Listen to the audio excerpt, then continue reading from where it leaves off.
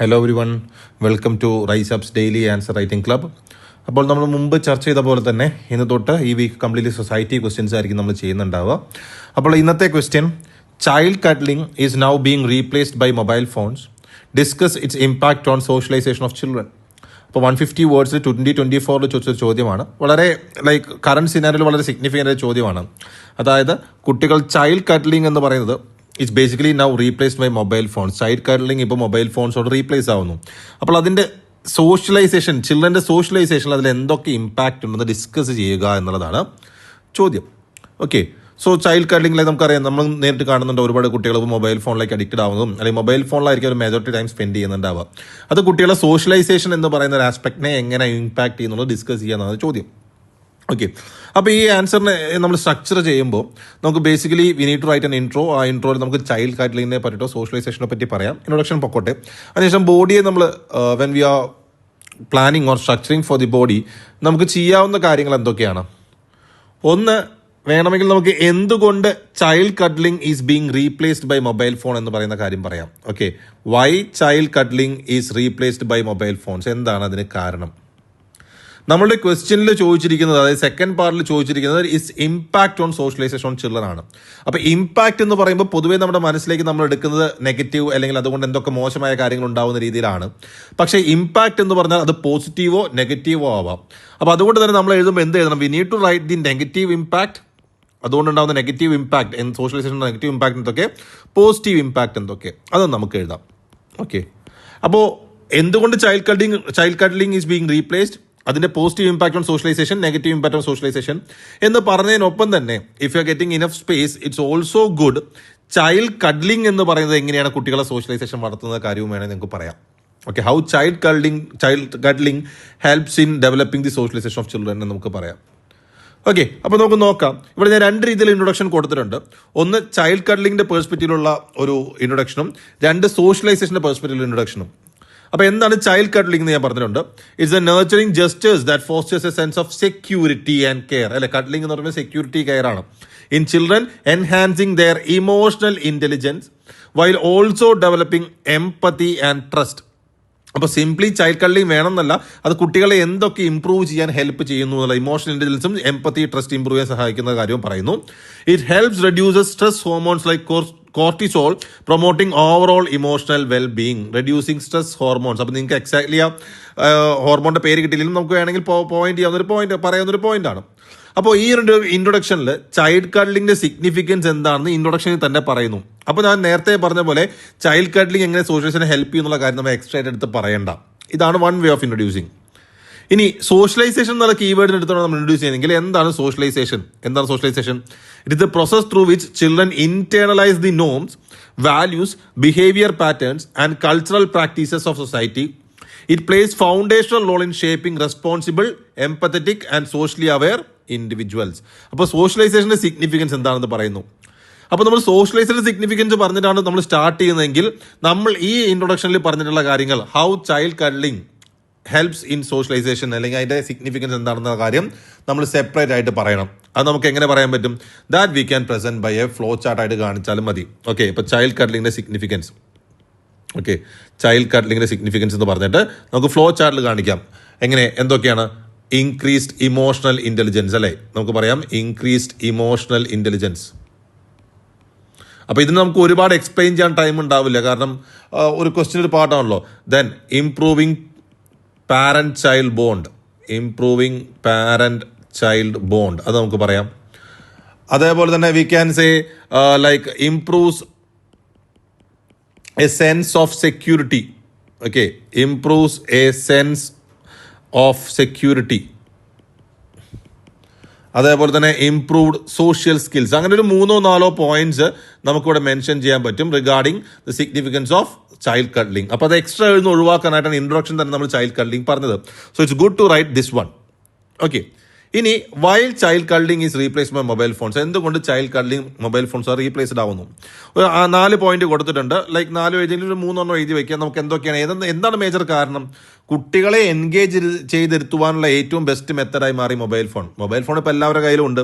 So കുട്ടികളെ engaged ആക്കുവാൻ, like parents when both parents are working, അവർക്ക് കുട്ടികളൊപ്പം എപ്പോഴും വേണ്ടത്ര ടൈം സ്പെൻഡ് ചെയ്യാൻ പറ്റിക്കൊള്ളുന്നില്ല.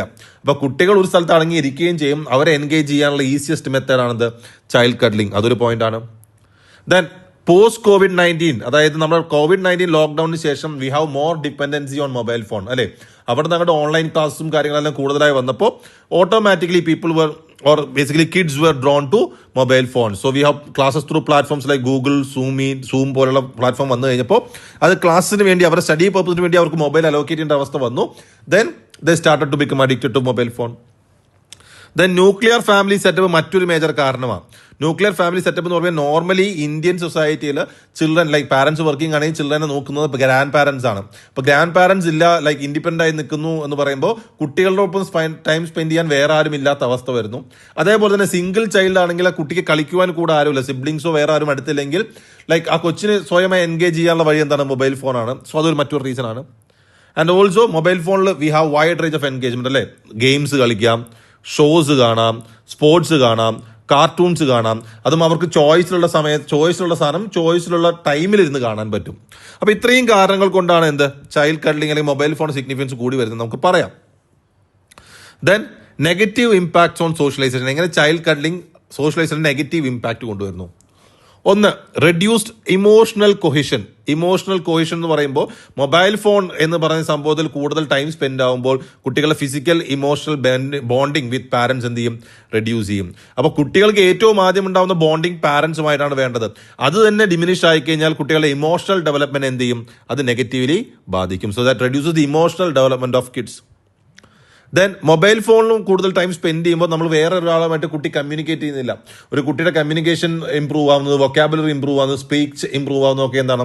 When they communicate with other people.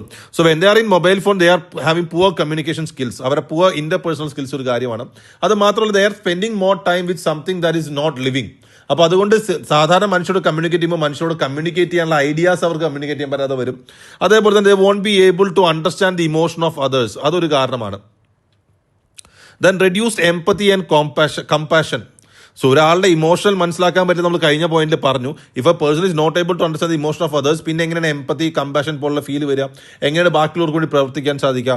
That is yet another issue. Then limited real life exposure, like spending more time on phone reduces outdoor physical activity. അതുകൊണ്ട് തന്നെ like they are exposed to diverse people, places and situations. For example sports എന്ന് പറയുന്നത് games എന്ന് പറയുന്നതും it's not only about physical activity. When you play a game you might win, you might lose. So it reaches you how to handle success and how to handle failures. അത്തരത്തിലുള്ള experience ഒക്കെ basically കുട്ടികൾക്ക് കിട്ടാതെ പോകും. Then poor development of social values instead of growth of digital values. Social values അല്ലെങ്കിൽ moral values, social values കുട്ടികൾക്ക് കുറവായിരിക്കും. കാരണം അവർ they are more in digital world. അപ്പോൾ ഡിജിറ്റൽ വാല്യൂസ് ആയിരിക്കും കൂടുതൽ ഡെവലപ്പ് ചെയ്യുക. Then cyber world contains lot of risk that are beyond child's intellect അല്ലേ. ഇപ്പോൾ ഓൺലൈൻ ഗെയിംസ് ആവും, ഗാംബ്ലിംഗ് ഗെയിംസ് ഉണ്ടാവാം, അഡൾട്ട് കണ്ടന്റ് ഉണ്ടാവാം. നമ്മൾ കേൾക്കുന്നുണ്ടോ കുട്ടികൾ കളിച്ച് പൈസ പോയി ഇത്ര രൂപ നഷ്ടപ്പെട്ടു എന്നൊക്കെ. All these R issues. And we can give a case study of Blue Whale game, where one of the task given in the game is to like cut your own handle cut ഉണ്ടാക്കുക എന്ന് പറയുന്നൊക്കെ, അല്ലെങ്കിൽ suicide ചെയ്യുക എന്നൊക്കെ പറയുന്ന like ടാസ്കിൽ കൊടുക്കുന്ന games ഒക്കെ ഉള്ളത് കേസ് സ്റ്റഡി ആയിട്ട് പറയാം. These are the negative impact of socialisation. എല്ലാ പോയിന്റ് എഴുതുന്നില്ല. I have give you some more points, like കൂടുതൽ പോയിന്റ്സ് പറഞ്ഞതേ ഉള്ളൂ. ഇനി പോസിറ്റീവ് ഇമ്പാക്റ്റും പറയണം. എങ്ങനെയാണ് പോസിറ്റീവ് ഇമ്പാക്റ്റ് സംഭവത്തിൽ ഉണ്ടാക്കുന്നത്?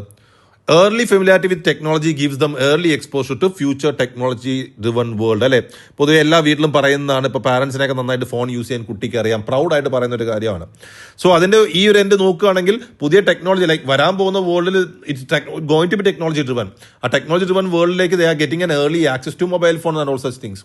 സോ അതൊരു ഇമ്പോർട്ടൻറ്റ് ആയ പോസിറ്റീവ് ഇമ്പാക്റ്റ് ആണ്. Then multifaceted learning avenues. Like children get lot of opportunity to learning opportunity.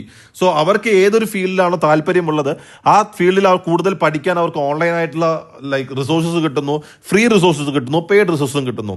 Four example, role Aju John, it's a 14-year-old boy from Kerala who is teaching AI to students at US. Like he is known as the AI prodigy kid of Kerala. Like 14 വയസ്സുള്ള കുട്ടിയാണ്. So like he gained his access through online platforms and he is now taking classes to students of US. Then mobile phone helps to keep distant relations alive for children through video calls, group calls, etc. ഇപ്പോൾ one of the parent ദൂരെയാണെങ്കിൽ അല്ലെങ്കിൽ grand parents ആയിക്കോട്ടെ, cousins ആയിക്കോട്ടെ, ഇവരെ like ചെറിയ കുട്ടികളാകുമ്പോൾ ഇവരെ കണ്ടില്ലെങ്കിൽ പെട്ടെന്ന് മറന്നു പോകാൻ ആ ബോണ്ട് ഉണ്ടാവാൻ സാധ്യത കുറവാണ്. സോ വീഡിയോ കോൾസ് പോലുള്ള കാര്യങ്ങൾ helps them to keep the bond and provide access to creative outlets like YouTube, Smule etcetera. കുട്ടികൾക്ക് അവരുടെ ക്രിയേറ്റിവിറ്റി ചെറുപ്പത്തിലെ ഫോസ്റ്റർ ചെയ്യാൻ, അത് വലിയ ഓഡിയൻസിനെ കാണിക്കാനുള്ള ഓപ്പർച്യൂണിറ്റിയാണ് ത്രൂ യൂട്യൂബ്, സ്മ്യൂൾ പോലുള്ള apps. So all these are positive impact on socialization. അപ്പോൾ നമുക്കിത് എന്തായാലും ഇനി കൺക്ലൂഡ് ചെയ്യണം. നമുക്കിതിൻ്റെ എങ്ങനെ ലൈക്ക് മൊബൈൽ ഫോണിലെ ഡിപ്പെൻഡൻസി കുറയ്ക്കാമെന്ന് പറഞ്ഞാൽ ലൈക്ക് നമുക്കൊരു വേ ഫോർവേഡ് കൊടുക്കണം. പക്ഷേ ഇത്രയും പോയിന്റ്സ് എഴുതുമ്പോൾ 10 മാർക്കുകൾ അതിന് സ്ഥലം ഉണ്ടാവില്ല. So will be concluding by setting a conclusion. നോക്കുക, set in screen time limits, encouraging physical affection and prioritizing quality family time are essential steps towards ensuring the holistic physical and mental development of children. Screen time limit ചെയ്യണം, physical affection encourage ചെയ്യണം, and quality family time എന്ത് ചെയ്യണം, prioritise ചെയ്യണം. അത് കുട്ടികൾ മാത്രമല്ല പാരൻസും ചെയ്യണം. That is essential for the physical and mental development of children. അപ്പോൾ ഈ ഒരു ചോദ്യത്തിന് നമുക്ക് ഈ രീതിയിൽ അപ്രോച്ച് ചെയ്ത് കഴിഞ്ഞാൽ you will get A good mark. Okay, അപ്പോൾ പോയിന്റ്സ് ശ്രദ്ധിക്കുക, അതേപോലെ തന്നെ സ്ട്രക്ചറിങ് എങ്ങനെയായിരുന്നു വന്നതെന്നും ശ്രദ്ധിക്കുക. Okay, thank you everyone. Keep writing.